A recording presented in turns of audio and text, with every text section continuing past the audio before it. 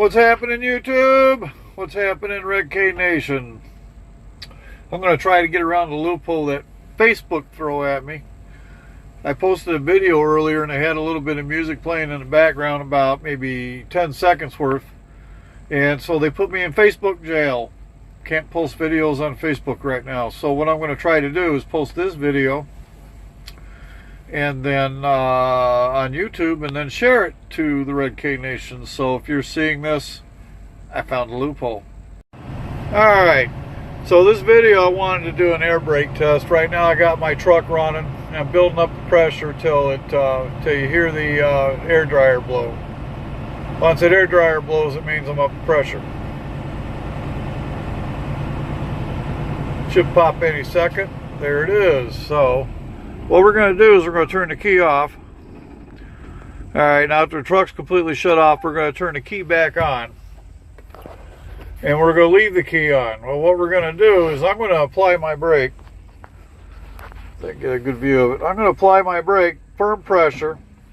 Now I'm going to hold this pressure down for 1 minute. Now I'm going to watch those gauges, and then once they stabilize, I'm going to, watch it for 1 minute. Now you're not supposed to lose more than 3 pounds in 1 minute of air pressure. So I'm not going to sit here for a minute and do that. Now the next thing you want to do is you want to pump the brakes down. And what we're looking for is the low brake alarm, warning, lights, whatever, to come on at about 60 psi. So we're going to do that now. Alright, there it is. Right at 60 psi, my lower brake air supply pressure is low. So the next thing we want to do is these two valves over here.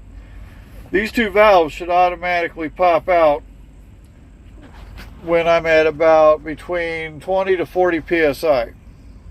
So between 20 to 40 psi, these should pop out. So we're going to continue pumping the brakes down until these knobs pop out. Now what they should do is the yellow one should pop first and then the red one. So we'll see what happens.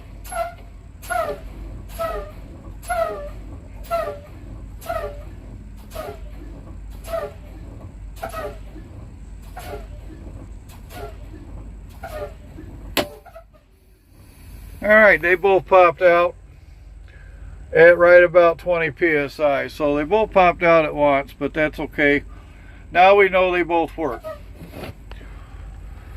So the next thing I'm going to want to do is I'm going to start my truck back up. We're going to build up some more pressure here. I'm going to bring the RPMs up to about 1,000 and let the air pressure build completely up. Okay, our air pressure's built up, so now we want to check our service brakes, and this is how we're going to do that. We're going to take and push both these knobs in, okay? Now, the first thing we're going to check is our trailer brakes. The best way of checking that is this valve right here. I'm going to put this in drive, or put it in gear. You're going to let it roll forward.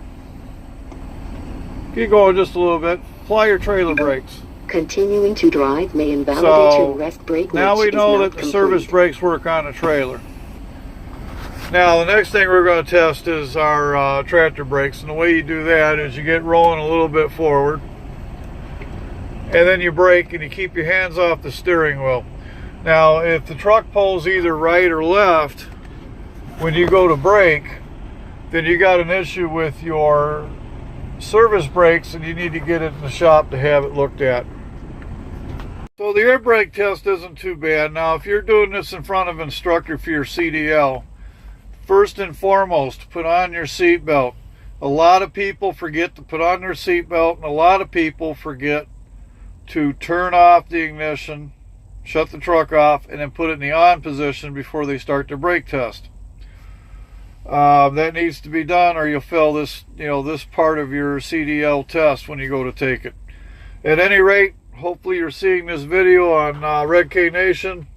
My YouTube subscribers, my YouTube people out there, like, subscribe, comment. Let me know what future videos you want to see, to make the channel interesting. Until then, you have a super fine day, and this is Trucker Dave, and I'm back quiet.